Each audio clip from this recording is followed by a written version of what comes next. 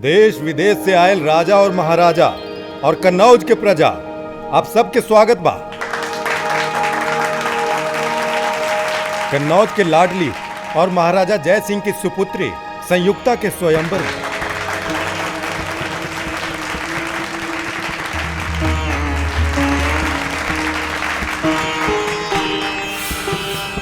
निखिल, सब ठीक है ना?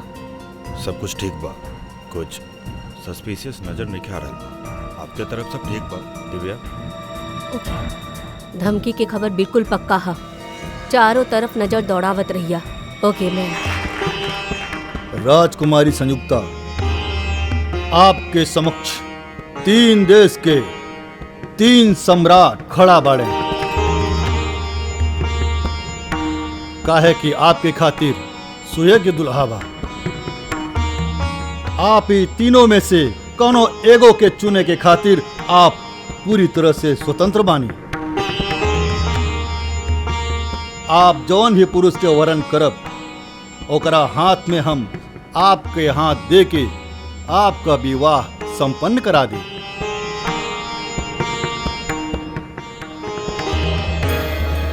अब आप यह में से कोनो एगो पुरुष के गला में वरमाला डाल के स्वयंवर के आयोजन के पूरा करी। पिताजी, का हमरा अपन इच्छा से अपन दूल्हा चुने के अधिकार बा? अवश्य बा। ई स्वयंवर में कोनो भी पुरुष के चयन करे खातिर आप पूरी तरह से स्वतंत्र बानी और आपके सहमति में हमार भी सहमति हुई। हमरा के वचन दी कि आप अपन शब्द से पीछे ना हटब। बिटिया, हम कन्नौज के राजा हैं। एक बार वचन देहले के बाद मुकरे के ते सवाले ना उठेला। आप अपन इच्छा अनुसार कोनो भी पुरुष के अपन जीवन साथी चुने खातिर स्वतंत्र बानी।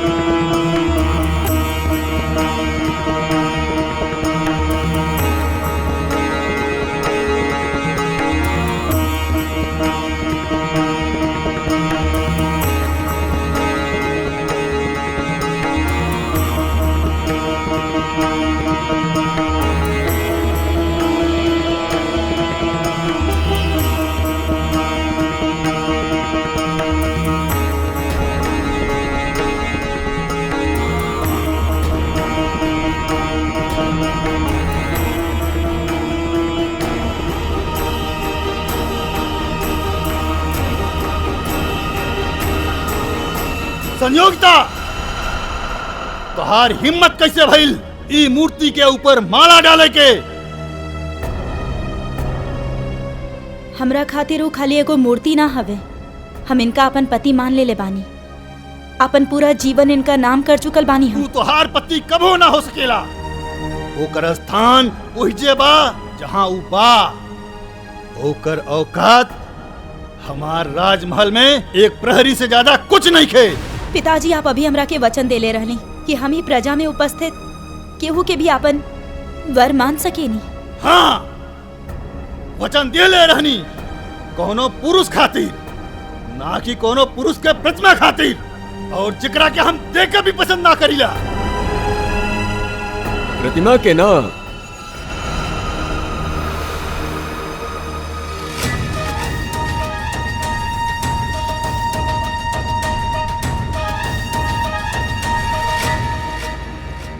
हम स्वयं संयुक्ता के ले जाए आयल बानी। महाराज, आप? हम अपन आत्मा से आपके अपन पति मान ले बानी। हमके स्वीकार करिए। पृथ्वीराज, तोहार हिम्मत कैसे भइल हमरा अनुमति के बिना हमरा दरबार में आवे के? महाराज, इस स्वयंवर सभा में आपकी पुत्री ही सबके सामने हमार प्रतिमा पे वरमाला डाल के हमार वरण कैले बिया, और अब हम आपसे इनकर हाथ मांगे आइल बानी। महाराज, ये लोग हमनी के प्रेम के कबो समझ ना सकी हैं। हम स्वयं आपके साथ चले खातिर तैयार बानी। संयुक्ता! महाराज,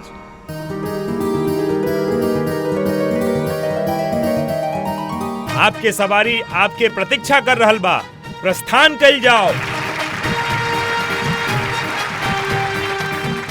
आई, ये अभिनेता के ह? असली पृथ्वीराज कहाँ गए? सैनिकों, पकड़ करा के यहाँ से जीवित बच के नहीं जाए के चाहिए। महाराज, हमनी के जल्द से जल्द यहाँ से चले के हाँ, संयुक्ता, हम तुहार पिता के स्वीकृति के पश्चात ही तोहरा के यहाँ से लेके चला।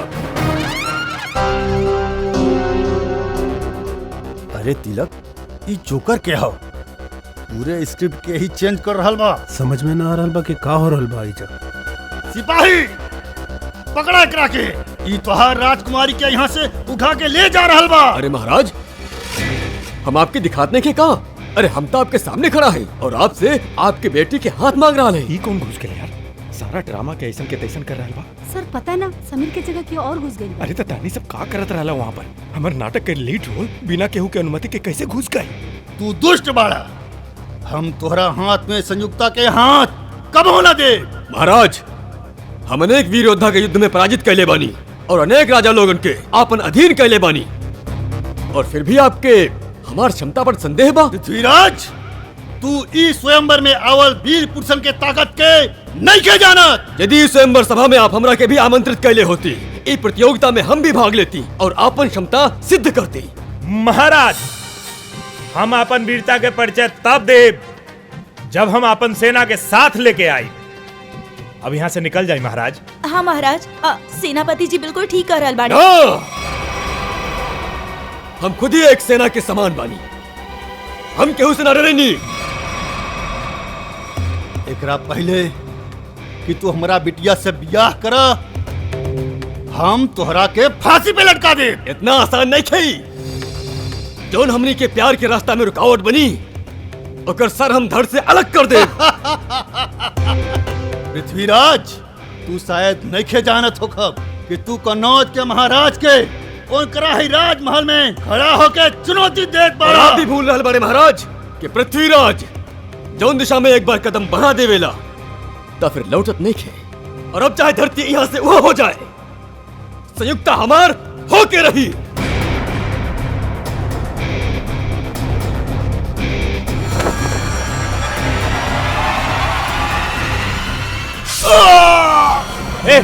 महाराज, महाराज, महाराज, एक मिनट। कहाँ ले जा रहल बड़ा हमरा के? छोड़ा हमार हाथ। ओ माय गॉड, ये तो असली चाकू है। महाराज, ये तो असली चाकू मार दिलास। एम्बुलेंस के फोन करा जल्दी। पृथ्वीराज कहाँ बड़े? पकड़ो करा के बाहर होई। शीघ्र चला संयुक्ता, अन्यथा जयचंद के लोग यहाँ पर कभी भी पहुंच जाए। के बाड़ा तू? और तू संजीव के काहे मारला? हम पृथ्वीराज बानी, और जोन हमनी के प्यार के रास्ता में रुकावट बनी, हम ओकर ए हश्र करब। हमार हाथ छोड़ा। चला। कहाँ ले जा रहल बड़ा हमरा के? हाथ छोड़ा हमार। हम तुहार हाथ छोड़े खातिर ना थमले बानी संयुक्ता, हम तो क्या अपन राजमहल लेके जा रहल बानी। चला। राजमहल? जी महारानी, हम यहाँ से तो क्या अपन राजमहल में ले जाए, जहाँ तुहार एगो दुल्हन की तरह स्वागत करी जाए, और फिर राजकीय रीति रिवाज के तहत हमार विवाह हुई। पृथ्वीराज और संयुक्ता के जोड़ी ता स्वर्ग में ही बन गई रहे। अब चलिए हमरा साथ, हमने के शीघ्र ही यहाँ से कूच करे के हुई। जो आज्ञा महाराज। महाराज, घोड़ा तैयार बा। घोड़ा? हाथ छोड़ा हमार। ये तो मर गए। सर जी, अब इनकर परिवार वाला के कहा जवाब दे हम? चलते नाटक के बीच में क्यों खून के कैसे जा सकेला? लेकिन पृथ्वीराज के रोल था समीर करे वाला रहे, फिर अचानक से ये कहां से आ गई? संजय, लेकिन ये समीर कहाँ गई?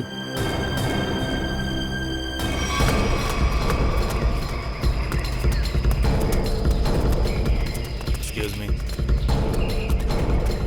कौना तरफ गलन दोनों? उधर गई घोड़ा पर। घोड़ा पर?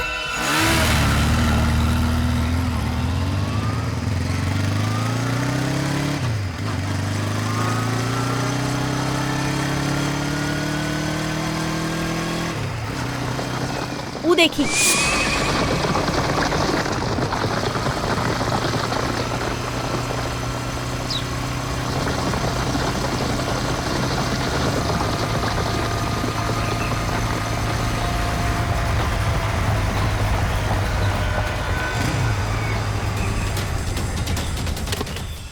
आगे तो कुछ नहीं खेलो कोई। आप में से केहू के कुछ पता बा कि ई ओरिजिनल एक्टर समीर कहाँ पे बा? ओकरा जगह ये मुजरिम कैसे आ गए? अब का कही हम सर? समीर कहाँ बा?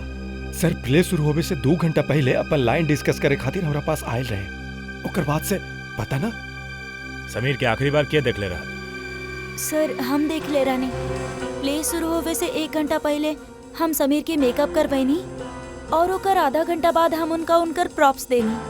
ई प्ले शुरू भइले 11 बजे, मतलब ओकरा के 10:30 बजे देख ले रहलू। हाँ सर। नाइसा, आप नाटक शुरू होखला के पहले कार्यक्रम से बाहर रहलू ना, वीआईपी के इंतजार में? हाँ मैडम, हम मेहमान खातिर उजा खड़ा रहनी है, लेकिन नाटक जैसे शुरू भल मुझे से आ गई नहीं। तो आप भी समीर के बाहर जात ना देख लो। ना सर। समीर ही होके के चाहिए। मयूर, ऑडिटोरियम के अच्छे से जांच करा। सर निखिल के फोन। हाँ निखिल। उनका पीछा कर जंगल में पहुंच गए। लागत बा कि जंगल के भीतर गइल बा। ठीक बा।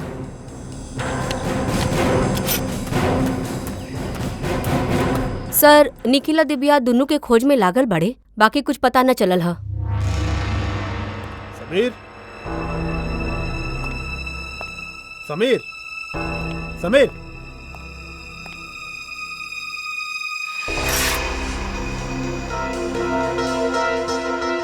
समीर। ये आलिया के मोबाइल ओकरा लगे हो सके। आलिया के फोन नंबर बा? हाँ। दी। 1496273829।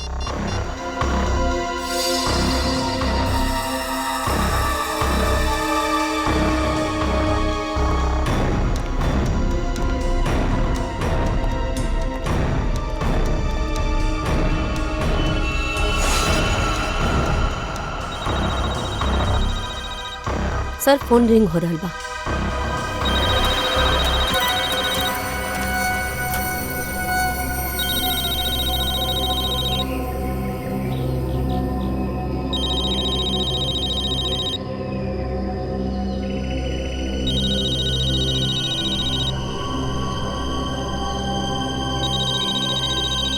हेलो। हेलो आलिया।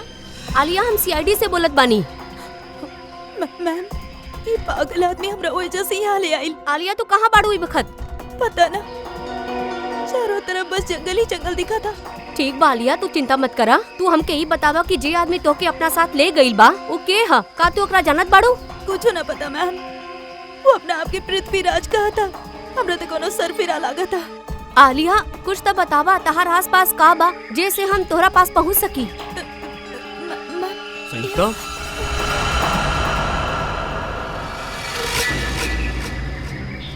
ये तू स्वयं से का वार्तालाप कर रहल बाड़ू? हम बानी ना तो के सुने खातिर। ना, हम कुछ ना कहत रानी। ई तोहरा हाथ में यंत्र कैसे? हम तो ऐसी वस्तु पहले कबो ना दिखनी। Hello Alia, hello. Sir phone cut गई। फिर से लगावा। सर फोन बंद आ रहल बा।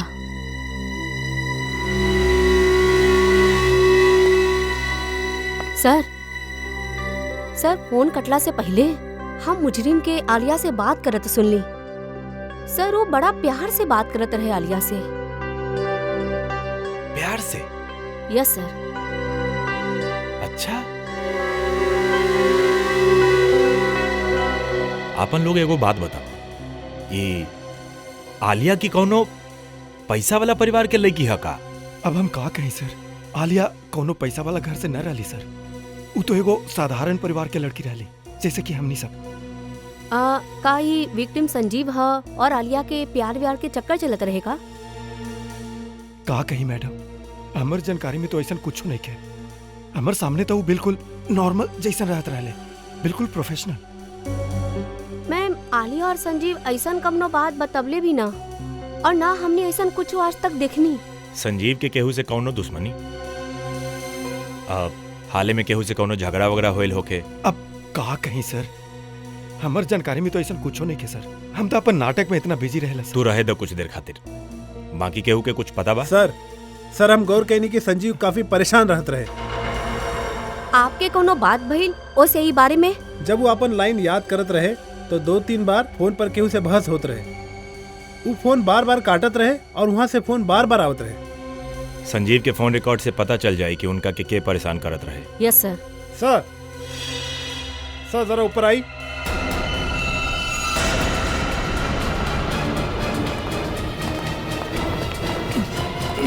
समीर, सर ही तो समीर बाड़े। समीर? का हाल बा? ये सब कैसे भाई? सर हम अपन लाइन याद करत रहली, इतने में कोई अजनबी आके हमरा पीछे से ठोक देला सर। अच्छा, के रहले उ? पता ना सर, वो पृथ्वीराज के कॉस्ट्यूम में रहल। उहे मुजरिम हुई है। फिर? सर वो हमर कुछ लाइन भी सही कैलस, बोले के सही तरीका बतौलस। ओकरा काफी सारा डायलॉग भी याद रहे सर। ओकरा तहार डायलॉग याद बा? हाँ सर। सर वो एकदम पृथ्वीराज के जैसन दिखत रहले। का कही सर, इतना मुश्किल नाटक, इतना मुश्किल डायलॉग्स, और ओकरा सब कुछ याद रहे। सर हम ओकरा से पूछले भी कि वो के बाड़े, लेकिन वो जोर से हंसे लगल। कहलस कि तू महाराज पृथ्वीराज के ना पहचानेला। अपना आप के महाराज कहत रहे? सर बिल्कुल वही, एकदम वही स्टाइल रहे, वही तरीका रहे। इतने ना सर, वो हमरा के नकलची कहलस और जोर जोर से हंसत रहे सर। अरे यार, ये सब तारा साथे भइल, काहे केहू के ना बतावनी? सर कैसे बताई थी सर, हम अपन लाइन से याद करे में बिजी रहली। हमर पूरा ध्यान हमर एक्टिंग पर रहल। हम ओकरा के जाए खातिर कहली, लेकिन वो केहू के इशारा कैलस और एकदम हमर पीठ पर जोर से वार कर देलस सर। सर कोनो मुकुल नाम के आदमी हा जे संजीव के फोन पर कितना दिन से फोन कर रहल बाड़े, और आज तक वो कई बार फोन कैले बा। मुकुल? ए मुकुल से मिले के पड़ी। आप रेडी हो ना? लाइन्स प्रिपेयर बाड़े ना? हाँ जी। ओके, या स्लेट नीचे करा और अपन लाइन्स बोला। ऋषभ, लड़कियन के कमजोर समझल तोहार भूल बा, और याद रखिए कि हम ऊ लड़कियन में से नहीं खी जे तहरा जैसन राह चलत लड़का से डेरा चाली। ई ठीक रहे, ओके रहे। यस सर, यस सर। लेकिन थोड़ा ओकरा में कॉन्फिडेंस अलावा लाइन में, और वो कैरेक्टर ऐसे निकल के आए, समझ लो तू? अरे यार, यहाँ पर ऑडिशन चल रहा बा और इतना सारा लोग अचानक अंदर कैसे आ गेला? हम कोनो मामला के जांच करे आइल बानी, सीआईडी से बानी हम लोग। सीआईडी? ये मुकुल के हा? मुकुल हम ही बानी सर, लेकिन बात का बा? प्लीज आपने बाहर जाइबो।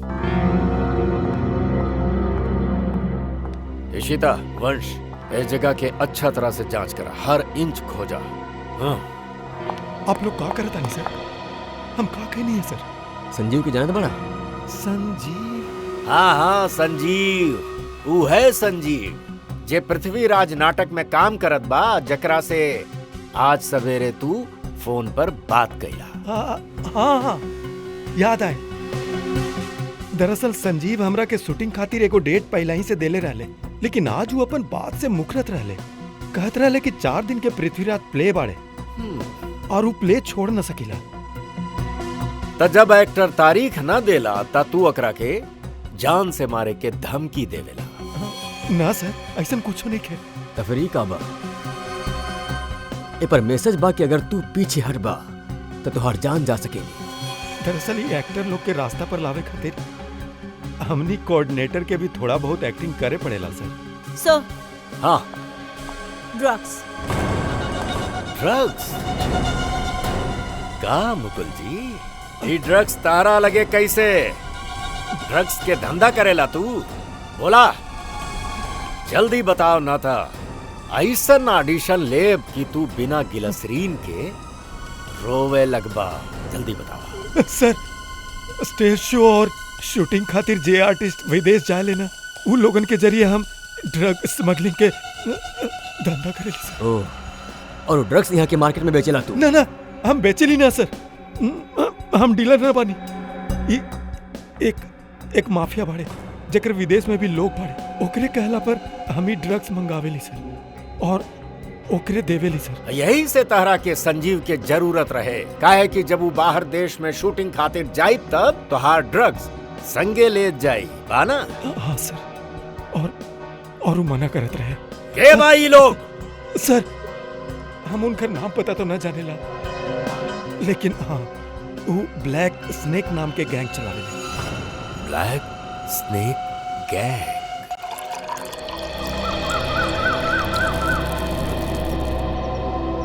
धन्यवाद गोपाल। महाराज अहो भाग्य हमार कि आप हमनी के दिहल पानी स्वीकार कनी। गोपाल, इस सुनसान जंगल में आप हमरा खातिर जल के प्रबंध कईनी, आप धन्यवाद के योग्य बाड़े। महाराज हम अपना साथे कुछ भोजन लेके आयल रहनी, आप वो महारानी कृपा करके ओकरा के स्वीकार करी। हम महारानी से पूछत हई। महारानी, आपके भूख लागल होई, का आप कुछ भोजन खाए के चाहबू? ना, हमके कौनो भूख नहीं के लागल। तू ये बतावा कि तू हमके यहाँ काहे लेके आयल बाड़ा? हम आपसे विवाह रचावे के चाहेनी, आपके अपन महारानी बनावे के चाहेनी। हे भगवान, देखा ना तो तू पृथ्वीराज बाड़ा और ना ही हम संयोगी था। ये सब कुछ खाली एगो नाटक रहे। हमने के प्यार के नाटक के नाम ना था संयुक्ता। बहुत जल्द हम दोनों विवाह के बंधन में बंधे वाला बानी। साथ साथ राज्य के लोग हमने के विवाह समारोह में पधार रहल बाड़े और हमार विवाह समारोह ई युग के सबसे बड़ आयोजन हुई। लगता है कर दिमाग के स्क्रू ढीला हो गइल बा। हमके एकर चंगुल से छूटे खातिर कोनो न कोनो रास्ता तो ढूंढे के पड़े। महाराज, हमके चक्कर आ रहल बा। लगता हमर तबीयत खराब बा। आप यहाँ आराम करें, हम शीघ्र ही कोनो वैद्य के प्रबंध करत हैं। ओ पृथ्वीराज, तू कितना अच्छा बड़ा, हमार कितना ख्याल रखेला। गोपाल जी महाराज। शीघ्र ही आसपास के इलाका में पता करें अगर कोनो वैद्य मिले तो, और जल्द से जल्द ओकरा भेजी। जी। लगता हमरा के खुदे कुछ करे के पड़ी यहाँ से बाहर निकले खातिर।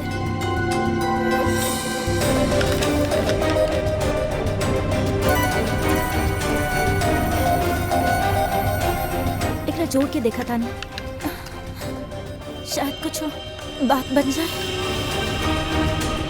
हाँ फ्रेडी, कुछ पता चला लू अजनबी के जे पृथ्वीराज होके के नाटक कर रहल बा? कौन बिल में छुपल बा? बताई सर, निखिल आ दिव्या पूरा जंगल खोज लीली, लेकिन उनकर लोगन के बारे में कुछो न पता चलल। जंगल जाए के रास्ता पे जौन चेक पोस्ट बा जा इन्फॉर्म कर देले बड़ा ना? सर वो चेक पोस्ट पर भी केहू लोग के आवत जात ना देखले।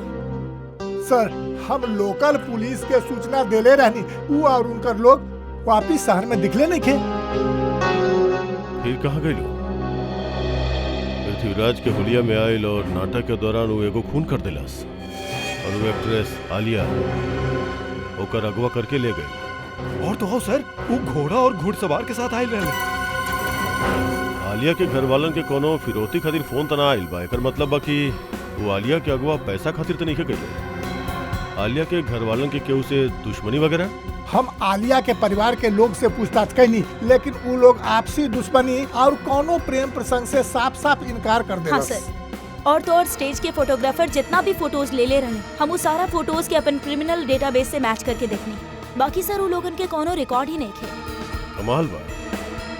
और हैरानी के बात बा कि खूनी के पृथ्वीराज के कैरेक्टर के सारा डायलॉग्स मुंह जबानी याद बा। वह तो सर ऐसा लगा था कि ओके ई नाटक अब पृथ्वीराज के चरित्र के बारे में बहुत कुछ पता बा। सर कहीं वो सच में पृथ्वीराज तुम्हें? हाँ सर, टाइम मशीन के जरिए पृथ्वीराज वापिस तो न आ गइलन।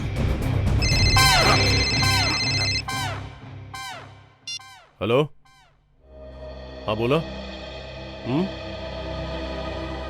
ओके ठीक बा, थैंक यू। ब्लैक स्नेक गिरोह के सरदार जैकी नाम के कोनो आदमी बा और उन लोग के अड्डा शहर से बाहर भोगा पानी में बा। मतलब सब लोग अपन ड्रग्स के डील भोगा पानी से करेला। सर, हाँ श्रेया, आलिया के फोन के सिग्नल मिल गइल बा सर, मनोर के जंगल के आसपास। मनोर के जंगल के आसपास?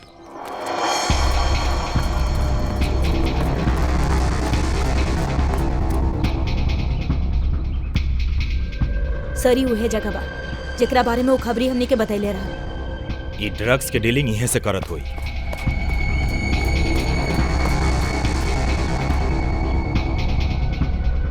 अलर्ट रहिया, केहू हाथ से निकले के ना चाहे। ए, के हा? पकड़े एकरा के। सर,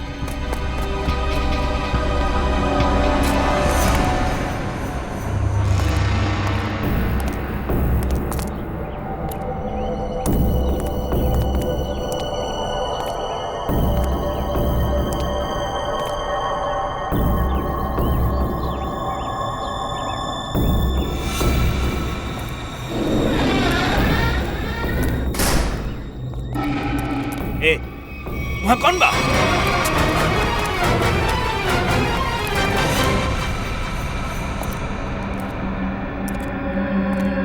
ये तरह आया भी।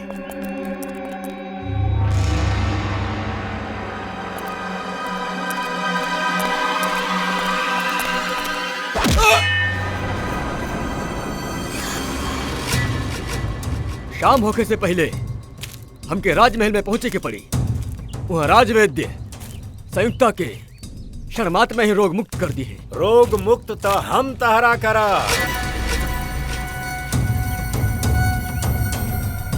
ये बारे तू लोग सीआईडी। सीआईडी? ये कैसा नाम बा? कहीं तू लोग जयचंद के आदमी तो नहीं खे? बकवास बंद करा और आलिया के हमरे हवाले कर दा।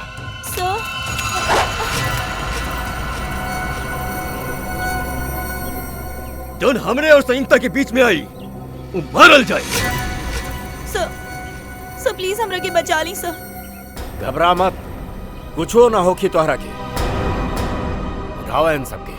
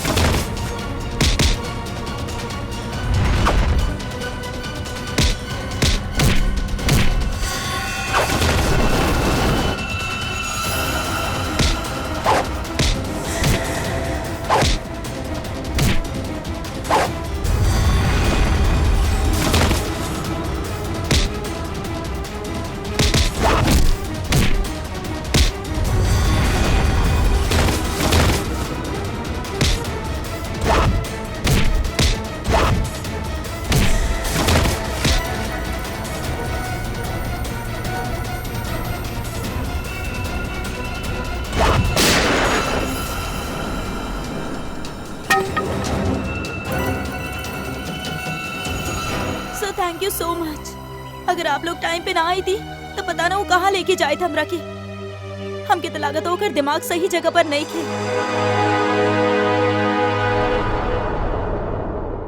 सर अचानक गायब कहाँ हो गए? न सर के फोन लागत बा, न सर फोन करत बाड़े।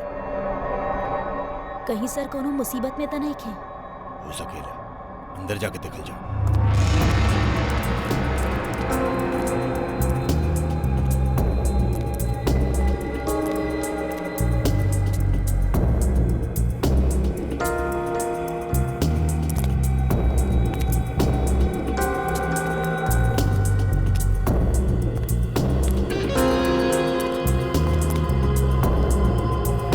अभिजीत सर,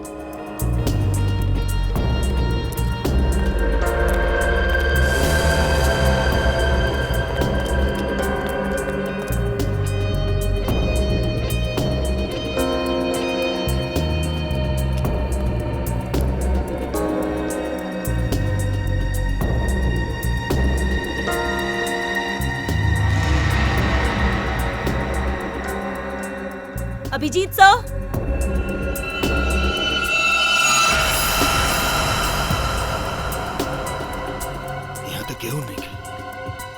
यहाँ पर भी केहू नहीं खे, ना अभिजीत सर ना कोनो बदमाश। निखिल, हमके लागत आप केहू जानबूझ के हमने के फंसावता। तू सही कहा था, तोरा पीछे से चुपचाप भी जा सकत रहे मगर भाग के गई। वो लोग चाहत रहे अलग अलग हो जाए ताकि अभिजीत सर के आसानी से ट्रैप कर ले जाए। हाँ, अगर अभिजीत सर यहाँ से बाहर जाते तो हमने के फोन जरूर करते। सही कहत बाड़ा, एक फिर फोन करते ही अभिजीत सर के। आंटी जा रही बा, सर फोन उठाई और से आ रहा बा।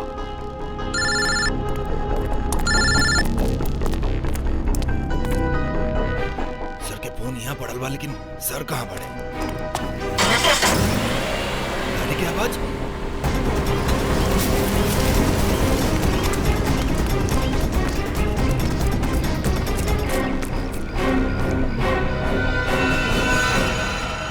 कहाँ बाड़े अभिजीत? एक बार ना, हम सैकड़ों बार कह चुकल बानी कि हम कोनो अभिजीत नाम के आदमी के ना जाने नी। तोरा पता बा एक सीआईडी ऑफिसर की अगवा करे के सजा का हो सकेला? अगवा? हाँ? ये कैसन बला बा? ई बला नहीं के मिस्टर, तहरा भाषा में बोलल जाए तो तू अपहरण कैले बारे। जोन व्यक्ति से हमके कोनो सरोकार नहीं खे, हम भला ओकर अपहरण काहे करब? तो अभिजीत अचानक कहाँ गायब हो गए? हम कैसे आपके बता सकेनी? आपके पास का प्रमाण बा कि हम केहू के अपहरण कैले बानी? तू आलिया के अपहरण कैले रहला और संजीव के खून भी कैला। हम सिर्फ वही कैनी जो एगो वीर पुरुष के करे के चाहे। यानी कि तू मानेला कि तू अपराध कैले बाड़ा? कदापि ना। हम और संयुक्ता आपस में प्रेम करेंगे और जयचंद हमने के प्यार के मध्य रुकावट बनत रहे। इस जयचंद के हम अपन प्रेम मार्ग से हटा के संयुक्ता के साथ ले जात रहनी। तू आलिया से प्यार कर ले? क्या आलिया? संयुक्ता के सिवा पृथ्वीराज अपने हृदय केहू के ना दिले बा। श्रेया, जितना जल्दी हो सके जकी के बारे में पूरा जानकारी निकाला।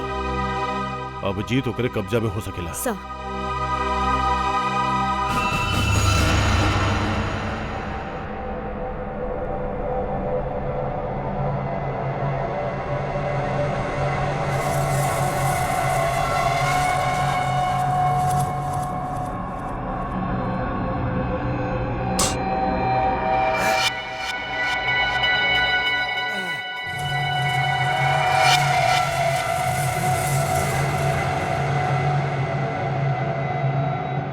बचाओ!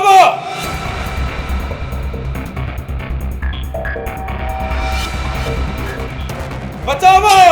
बचाओ! मार डाला! खत्म कर दे सब कुछ! युद्ध के बिगुल बन गई बा! बचाओ! सब सतर्क हो जा! सेनापति आगे बढ़ा! आज तू नेतृत्व करवा सेना के दुश्मन लोग के नाको चला जमाने के पड़ी। महाराज, हम तुम्हारा सुरक्षा के भाग आज लेत मानी। दुश्मन के निगाह आज हमनी तरफ पूछे से पहले उस सब के गर्दन महाराज के कदम में होने के चाहिए। रुका हो के नहीं, दुश्मन के हार होई और हमनी के विजय।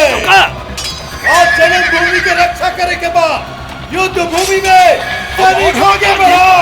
युद्ध करो, युद्ध करो, युद्ध करो। देखा, एकरा से पहले कि हम तोहर गला घोट दी, सच बताओ के हवे तू? हाँ? हम आपसे कहनी ना, हम पृथ्वीराज बानी। आप हमार बात के विश्वास काहे नहीं करत? विश्वास? बकवास कर रहल बाड़े तू। अगर आपके हमारे कथन पे विश्वास नहीं किए तो हमारा राज्य आके देखिए, वहां हम आपके भरपूर आदर करें।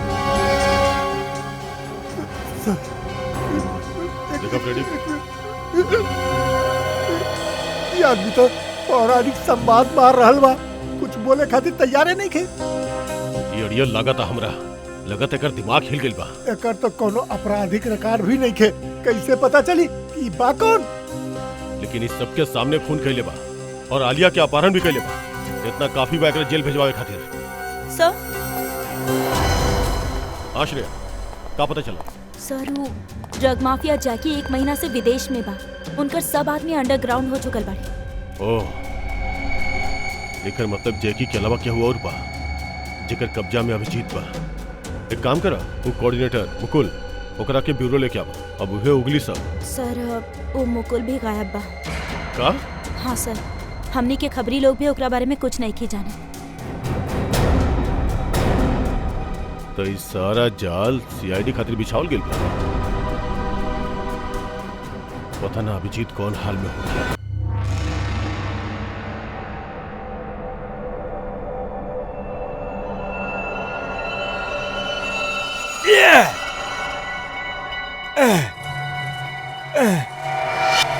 बचाओ, बचाओ, मार डालो, खत्म कर दे सब कुछ।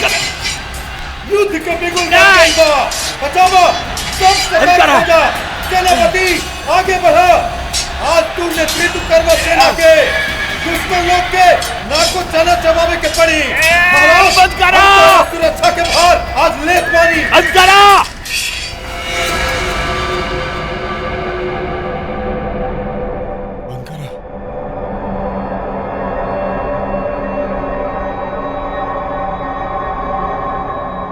चामुंडा राय,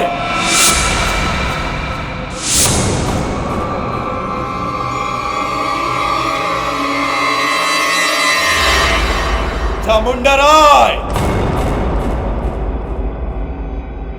कौन हो तू? का चाहता रहा हमसे? हैं? जाग जा चामुंडा राय, हम तहार भीतर के अंतरात्मा है। अपने आप के पहचाना का कहीं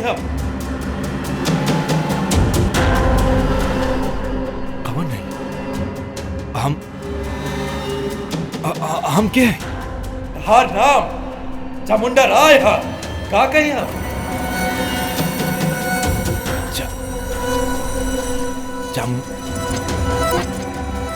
हाँ, हम चामुंडा राय, चामुंडा राय महाराज पृथ्वीराज के सेनापति हैं। हाँ, तू ही महाराज पृथ्वीराज के सेनापति बाड़ा। उनकर सुरक्षा करेके शपथ ले ले बाड़ा तू। हाँ, हम शपथ ले ले बानी। जबले हम बानी तबले केहू राजा की ओर कभी ना देख सके। महाराज फिलहाल युद्ध में बाड़े। उनकर सहयोगी सम्राट सिंह उनकर खिलाफ षड्यंत्र रच ले बाड़े। जाओ, महाराज चामुंडा राय हत्या कर दो उनकर। महाराज पृथ्वीराज के बचावे के बाद जा चामुंडा राय, जा। वचनबद्ध हैं हम महाराज के सुरक्षा खातिर जान के बाजी लगा दे, लेकिन महाराज के ऊपर आंच ना आवे दे। सम्राट सिंह, यही से पहले तहार गंदा हाथ महाराज की तरफ बढ़े, तहार सर महाराज के कदम में होई। सर धड़ से अलग कर दे। पृथ्वीराज के विरुद्ध अगर विद्रोह होई तो आप कतना सैनिक लेके आई? हमरा पास 2000 सहस्त्र सैनिक ऐसा दस्ता बा कि हमर एक इशारा पर अपन सर कटा सकेला। उत्तम, अति उत्तम। आप पृथ्वीराज के विश्वसनीय मंत्री बाड़े। का आप हमरा के बता सकेनी कि उनकर सत्ता में ऐसा के बाड़े जो उनकर विरुद्ध हमर सहायता कर सकेला? अधिकारी लोगन के केंद्र में इस समय पृथ्वीराज के विरुद्ध बहुत स्वर उठत बाड़े, लेकिन कोई भी युद्ध करे खातिर तैयार नहीं थे। काहे कि सब जानत बाड़े कि विजय असंभव बा। यद्यपि पृथ्वीराज राजासन से सहयोग पावे के प्रयत्न कर रहल बा, पर उनकरा के सहयोग ना मिली। सब लोग ओकर जैसन मूर्ख ना बाड़े जे अपन सब कुछ दांव पर लगा देवेले। पृथ्वीराज वक्त युद्ध भूमि में बढ़े, यह उचित समय बा विद्रोह करे खातिर। हम अपन सेना के साथ तैयार बानी, परंतु एकर बदले में हमरा का मिले? मृत्यु। मृत्यु के सिवाय कुछो ना मिली देशद्रोही। के बाड़ा तू? चामुंडा राय, महाराज पृथ्वीराज के सेनापति हैं हम, और एकरा पहले उनके विरुद्ध तोहार कोई विरोध शुरू हो ओकरा अंत करे आयल बानी। तू ऐसा कुछ न कर सकेला। काहे कि नगर के बाहर एगो बहुत बड़ा सेना हमारी इशारा के प्रतीक्षा कर रहा बा। तहार कुशलता यही में बाकी चल जाए यहाँ से। सम्राट सिंह, तोरा लाज लागे के चाही। महाराज तोहरा के अपन दोस्त मानत रहले आ तू करा के धोखा दे रहल बाड़े। तू यहाँ से चल जा, अन्यथा का मृत्यु के डर दिखा रहल बाड़े हमरा के। मृत्यु हमार ना तोहार आई। अरे ई का कर देले तू? मार देले? ई का कर देला तू? इनकरा के मार देले? बेटा बेटा अभिनव, बेटा अभिनव, अभिनव, ए रुका, क्यों काहे तू मार रहा होता? अभिजीत, ई खून केकर खून कैले तू? सर, ई हमरा साथी के खून कैले बा, हमरे सामने। हम ना छोड़ब एके। एक मिनट, शांत हो जाइए। हमने के सीआईडी से बानी, हमने के देखा नहीं। आप लोग शांत हो जाइए। सर, अभिजीत, हम तरह से कुछ पूछे था नहीं। ई का कैला तू? ये एक्टर के खून काहे कैला तू? हाँ? अभिजीत, हम तरह से कुछ पूछा था नहीं। बताओ हमरा के काहे मरला ये एक्टर के? अभिजीत। कौन अभिजीत? हम कौनो अभिजीत नाम के व्यक्ति के नहीं के जानत। हम चामुंडा राय हैं और ये पापी सम्राट सिंह के मार के हम अपन महाराज के रक्षा कैले बानी। का बकवास कर रहल बड़ा? हो का गइल बा तोहरा? सर लगा था कि वो अभिजीत सर के ब्रेन वॉश कर देले बा। ना, ऐसा नहीं हो सकता। अभिजीत के कलश तोरा से ई खून कर खातिर? महाराज बतावले। हाँ, स्वयं महाराज? हाँ।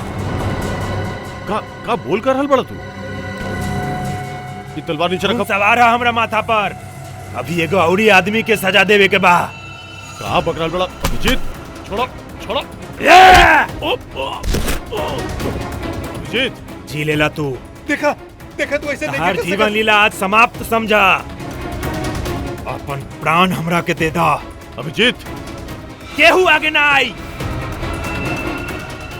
तलवार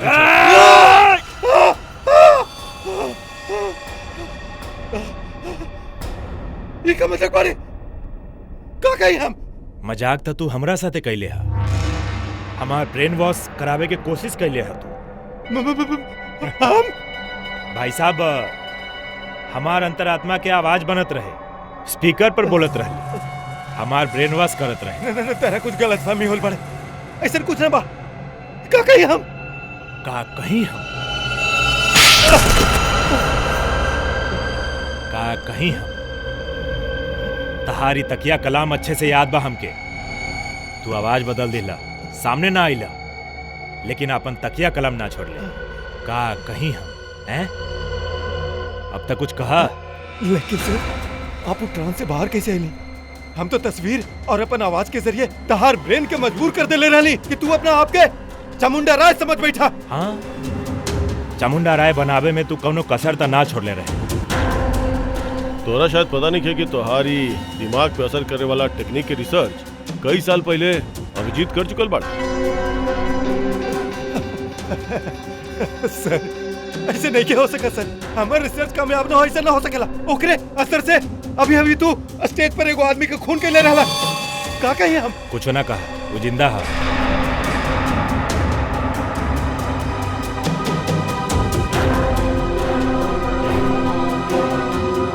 का कही हम? अब बतावा, तू अभिजीत के हिप्नोटाइज काहे कैला? हम सीआईडी के वो तकलीफ दिल चाहत रहनी। जे दर्द के हमर भाई अनिल सह के तड़प के अपन जान देते ना। अनिल, वो ड्रग डीलर जे देश विदेश में स्टेज शो के बहाने ड्रग के धंधा करत रहे। हाँ, आप लोगों ने हमर भाई के जेल भिजवा देनी। वहां से वो पागल खाना चल गई, जहां पर वो परेशान होकर खुद सुसाइड कर लेला, आत्महत्या कर लेला। तो फिर तू एगो शो ऑर्गेनाइज कैला और सीआईडी के खबर कैला कि केहू तोरा के जान से मारे के धमकी दे रहल बा, हैं? हाँ, सीआईडी के अपन जाल में फंसावे के यही सबसे अच्छा रहल रास्ता हमरा पास। हम एक छोटा सा कस्बा के कुणाल के एगो बड़ा एक्टर बनावे खातिर यहाँ पर लेके आई, ओकर ब्रेन वॉश करके ओकर दिमाग में ही भर देनी की तू ही पृथ्वीराज चौहान बाड़े। का कहीं हम? ओकरा हिप्नोटाइज करके तू संजीव के खून करवैले, आलिया के किडनैप करवैले। हमरा ही खूनी खेल खेले पड़ल ताकि आप में से कोई ढूंढे हमारा अड्डा तक पहुंच जाए और हम ओकर दिमाग पर कब्जा जमा सके। का कहीं हम? और फिर उस सीआईडी ऑफिसर से खून करवा दे और साबित कर दे कि वो पागल बा और पागल खाना पहुंचा दे। कहे? हाँ, तबे हमारे बदला पूरा होइत सर। तहार किस्मत खराब रहे कि हम तहार अड्डा पर पहुंच गई नहीं। अब तहार प्लान फेल हो गया। जवन कैले है तू ओकरा खातिर जेल तो जाए के पड़े, शायद फांसी भी हो गई।